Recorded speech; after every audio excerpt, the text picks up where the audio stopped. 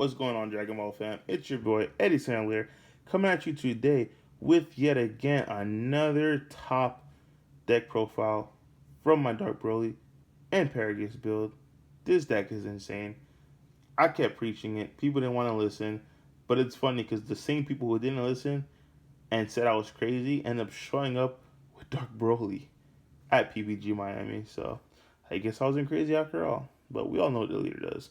You attack, draw one card, activate main, add up to one card from your life. It's not mandatory. Don't forget, the biggest thing I want to remind you guys is grab the first three cards. Stop picking up five cards at a time. Because if your fourth and fifth card, let's say, is a super combo and a Mecha Cabera, you just screwed yourself. Because now I'm going to give you a example of what we give on the PPG Patreon, right? So if that happens to you, or let's say even if you did do it correctly, you put up the first three, and like let's say the first one and the third one were super combos, but the rest were your 30Ks. The correct sequence of plays that should precede this after you bottom deck those two super combos and you put the other three in your drop because you were 30Ks should be you should not attack with this.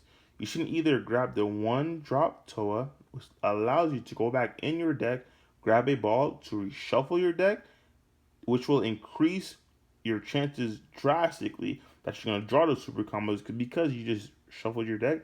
Or if you have a ball and a one drop Broly in hand, you use the one drop Broly, use the ball, grab a target from grab a target from your deck. Sorry about that. Grab a target from your deck, which will also shuffle your deck and drastically increase the chance of you getting that Mecha Bear or the super combo which you just bottom deck. So, Wake Inside, you already know what he does. Activate main, you get to put up to 3 black battle cards with 30k power left. I cannot express this more, guys. 30k power. It's not any black cards. A lot of people assume it's any black cards, but it's not. 30k power left. Same thing with the activate battle. You get to use activate battle with something that has a 30k power. It's not 0-0 combo. 30k power, period. The reason why that's important, you would say, well, it doesn't matter because the guys that are 30ks have 0-5k combo like the new one. Yes, it does matter because if you're playing things like the 10 drop food, which is a 30k, it's a 1 plus 10k. But you can reduce that with the leader by making it just a free 5k. So, little things like that you just want to keep in mind. Alright, let's get into the deck profile. So, first 4 cards I run are going to be the mandatory Super Saiyan 4, the Prince Strikes Back. Yes, guys, this, in my opinion, is a super combo, the only super combo for this. I'm not, without going into deep detail, just let me answer these questions. I know people say, hey, the other one is a 10k combo off rip. You don't have to bottom deck anything. Guys, these super combos, you don't have to bottom. I don't know why you wouldn't want to, but you have the option of not bottom decking. It literally says if your leader is a black card, your life is at 4 or less, and all your energy is black, when this card is used in a combo, it gains 10,000 combo power for battle. Then you may choose one card from your hand and place it at the bottom. And if you do, draw 2 cards. So for some reason, if you only want a 10k, you don't want a bottom deck, that's fine. That's completely understandable.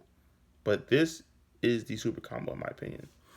Next, going on, the double strike package stay the same. Reason being is because we're in a format right now where you have to attack with your battle cards first, right? Because the battle card will normally get negated by Nimbus, Dormant, or Nimbus, Dormant, or Violent Raid.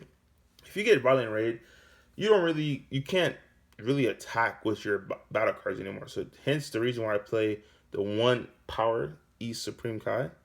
You also don't want to go on top cut and your opponent sees you only run Kraken Space on because Kraken Space that couldn't be used on your leader.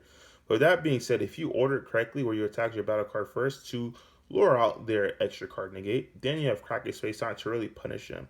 And you make up for the attack that was just negated, essentially.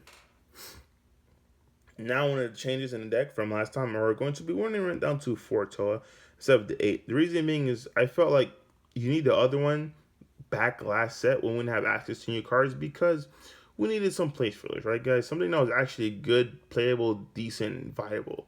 But now we don't need it anymore because we have some new support we're going to get into. But one thing I want to mention for Toa, another free insight that you could get on in-depth deck profiles is cards that reduce your power, like Invoker and Emperor's Death Beam, this really saves you because you get to ball your 30Ks and it keeps them alive because now they have to use 2 Emperor's Death Beam to kill it because balls extra cards instantly add to the combo power, so it's really really good. All right, moving on to the next 4 cards are going to be the 4 Broly Savage Rush. 4, it's the number. There's no ifs, ands, or buts about it. I'm sorry. In my opinion, it's just 4. It's good in your hand. It's good in the drop. It's just good everywhere you get it. Keep in energy if you have the one that you don't need. So 4. This was really something I tried to make work at 4 with a passion, and it's funny. I would not go less than 3 because it's actually I went undefeated throughout the entire tournament. Not the tournament, throughout entire Swiss. Well, not really. The very last round, it was against Jason Scott. I played his opponent. I played his teammate earlier. I'm pretty sure playing the same Gohan build. I 2-0'd to Gohan. I told all my opponents today minus Legends in Swiss because I only 2-1 him because he was God tier in a game and got me. And then he got me in top cut. He 2-0'd me, so he returned a favor. But this right here is what allowed me to just 2-0 to Gohan player I played earlier, his teammate. So I literally sat on the blocker, and I sat on my 4 Mass Sane Brainwash no more, and was pretty much game for there. So moving on to the next 8 cards, these stay the same. We're going to be the Dark Broly, Demon Realm Ravager, and the Dark Broly Uncontrollable Berserker. So, like I guys told you before, turn 1 is not just an instant Ravager. That is a mistake, guys. Read your opponent. Like, see what they do, and then react to what they do. Don't think there are set plays in this game, guys. This game is interactive for a reason. That's what's going to separate a good player between a great player. It's stuff like that. All right, this is one of the changes in why the blocker is at 3 and why Toa is gone. This essentially took Toa's spot, right? Because it's a deflect unique. Like, the biggest thing is it's deflect. Now, there's some controversy behind this card. A lot of people saw this card and instantly think Topo and Heartfelt Plea. Without going into great depth of why I don't agree with those cards in his deck is because when I go to an event, I assume players are on the latest text to stop your deck. Like, they understand what needs to be done, essentially. And then going into this event, it was safe to assume these players were like, okay, some of the top tier players in the game. So all Mecha Frieza players would be playing the Vegeta Unison. For some reason, they were not. I don't know if this is because maybe their local scenes don't run Dark Broly, which I assume that's the case. But the Vegeta Unison, even in the mirror match, is God tier because once you ult your Vegeta Unison, it goes to 20k dual attack, double strike, and taps in energy. And that's a luxury Mecha Frieza cannot afford to just give is in energy. Because now you have to start using your life. So the biggest thing with Dark Broly was the ability to guarantee a damage versus Mecha Frieza. Because that matchup gets really annoying once they do have the Vegeta Fury Unison on board. But you being able to just play this and guaranteeing that damage is really crucial. I'm going to show you why in a second. And another reason, I'll just put this out there where I don't run Heartfelt Plea, because on top of the fact that the Mecha players already counter you with the Vegeta Unison not being able to attack, why wouldn't Mecha players just say, I'm not going to crit a life, especially when it's playing Slug? Because if you don't crit a life for offering, you still can't draw the 2 cards because Slug's on board and says you can't draw 2 cards. And not only that, even if they were to crit a life, say bump it because they don't have the Slug, you couldn't swing with a Heartfelt Plea because guess what? The Heartfelt Plea is gonna be stopped. It's just that simple because a Heartfelt Plea is a 5 cost, I believe, and you're not gonna be at 5 energy when you play it. So right then and there, you played it to either draw 2 cards or hit a life, but they're not gonna hit a life most likely if they're under 3. They're gonna draw these cards because they know all they have to do from that timing point is negate your leader swing, and every other swing is dead. So that's my reasoning behind that. 4 Mass Sane Brainwash No More. Guys, when I say this is a 4, this is a 4. I played the Reboot Gohan player and literally told him it was no chance only because you could ask Legends. She was sitting right next to me playing Andrew Duval. So I was laughing. I'm like, what are my chances? The deck that plays no negates is playing Reboot Gohan. opening hand, I had 2 of these, put the entire hand back. I said, I'm going to find 2 more. And I found 2 more. And to show that I wasn't trolling, I literally tapped Legends on the shoulder. He just looked and laughed. Like, it was pretty funny. All right, so these are the card text of the day. It's going to be the SS4 Bardock fighting against Fate. So the reason why I chose to run this is because I had the knowledge and understanding saying, hey, Mecha Frieza on turn 2 will start to lock you with the Vegeta Unison.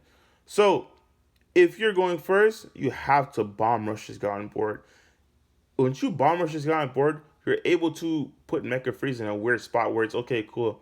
They're gonna have to awaken, but if they awaken, they're not really able to the Vegeta Unison more. So the issue with that is they either choose not to awaken and now for the rest of the game play for 3 life, because you will go in with this bad boy. What you want to do now is just bait, because what happens is if you do what you gotta do, you're tapped out. Once you attack, their response is most likely going to be a Universe 9, because okay, cool.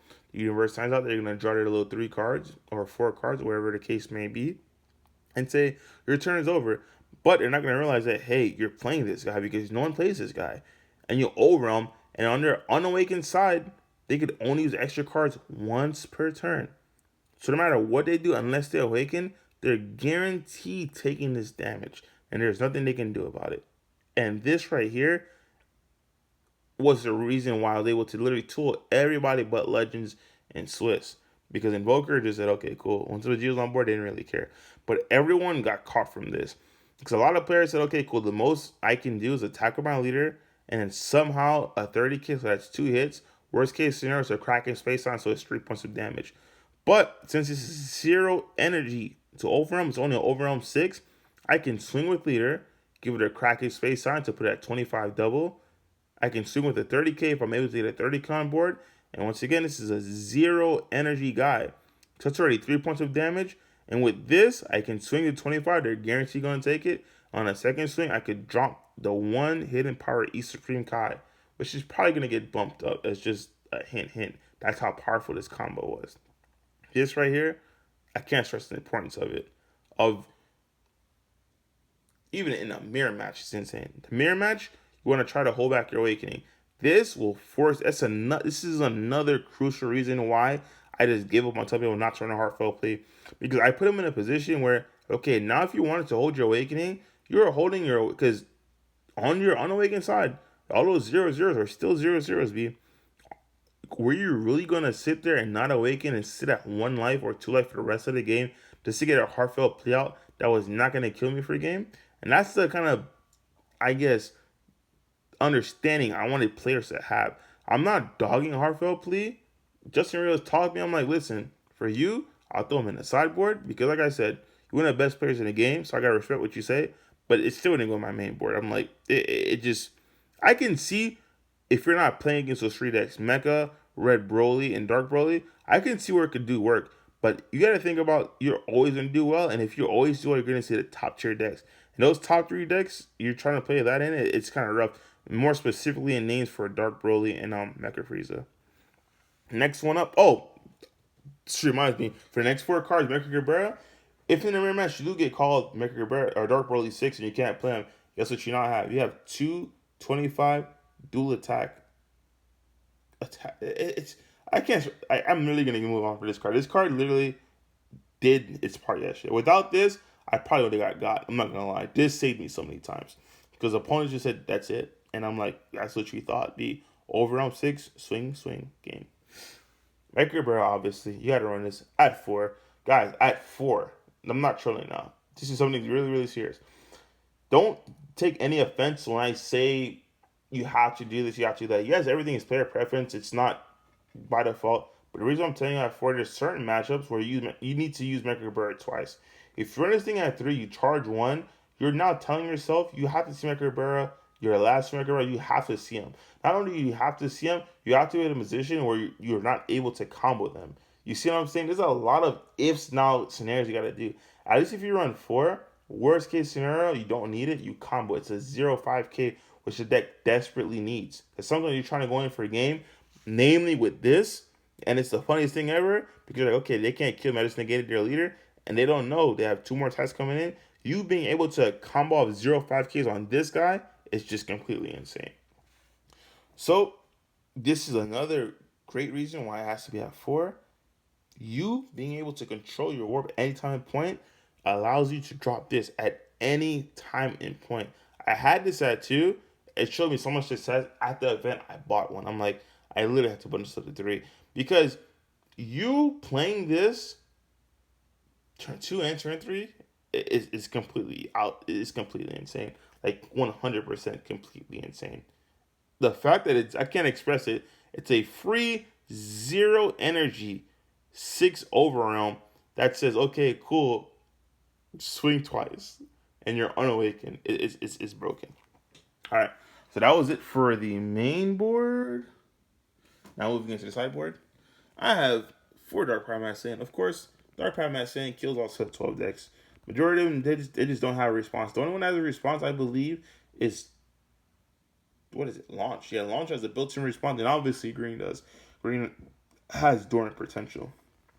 Next 4 cards are going to be, another 4 floodgates, are going to be Son Goku, True Fighting Spirit. This is just for all the annoying matchups such as Blue, Bulma. My round 1 I went against Bulma. I'm like, you know what? This is annoying. I don't got time for it. I think I can make Caberas, and I just put these in. I'm like, if you want to Topo me, because that's what I was going to use for Cabera anyways, just for Topo. Don't just put these in one by one. Cause something like Red, where you know, hey, it's going to click once it does it, I'd hold on to 2, and once I see the third one, I'd put all 4 in. If I see 2 or 3 at a time, I just put it down at the time when I'm going for game, and they're literally going to lose that turn. So they try to negate you, all you have to do is, what? You just violent raid me? Alright, that's fine. Pitch 4 cards. You violent raid me? Pitch 5 cards. Pick 6 cards. You just end your turn. That's it. Because you can't attack? That's fine. You just lost 6 cards, B. Next 4 cards are going to be for my green players. Most namely is Devin Butterworth. Because I know this guy mains that Big Amor and Master Roshi. And I'm like, if I face him in Swiss or Top Cut, it's going to be really problematic. Because whereas other decks I can steal a game, it's really hard for this because that deck Clash Group can smack you for crit. Because I believe he plays the Feet Kamehameha and his leader already gets double. So it's rough. Yes, you're a brainwash man saying, but you can't stop multiple of those attacks coming at you base, especially when he has the Suck Kamehameha as well. So when they hit the bigger more, you say, fine, that's cool. You hit this for free. You get your free untaps. The best you can do from this is just freeze it. But it doesn't matter because I'll still get my untaps in mill 2. While I mill 2, I'm still allowed to play other cards. So that's why I played it. This is where my mess up was today, guys. Oh my goodness. You see, you know what's funny? I told Andrew too that fold was gonna mess me up today. This is the only card I couldn't get that was common. These weren't supposed to be in here. I completely forgot what cards these were because I was trying to make a deck list. I told my wife to print it out for me. This is what she did. I didn't realize that until I got to the event. So I had to rewrite this entire thing. And I realized my original sideboard cards weren't in there. I'm like, okay, what's some good generic sideboard cards? I put these in. These last 3 slots, as you saw in my last deck profile videos, were specifically for Legends. And me not remembering that got me toasted in Top Cut. And Swiss, he was supposed to beat me. I just stole both those games. I won game 1, he won game 2, I won game 3. I stole game 1 and 2. He was supposed to win. But then, top 8 came, he understood what he did, and he swiftly told me. These, I don't want to tell you what it is, because it really does hurt Invoker. I want to do that to him because I love my boy. But if you don't have those cards, you can also play Secret Identity Mad Saiyans, because it also does a lot of work in this set meta. So this is the overview of my deck. If you guys have any questions, comments, or concerns, you guys can always feel free to tune into our Team 14 Talks every Monday, Wednesday, and Friday at 10 p.m. Eastern Time and ask me there. So, hope you guys have fun. Hope you guys have this because the next TPs are going to come into rotation pretty soon now. And Team No Negates, baby.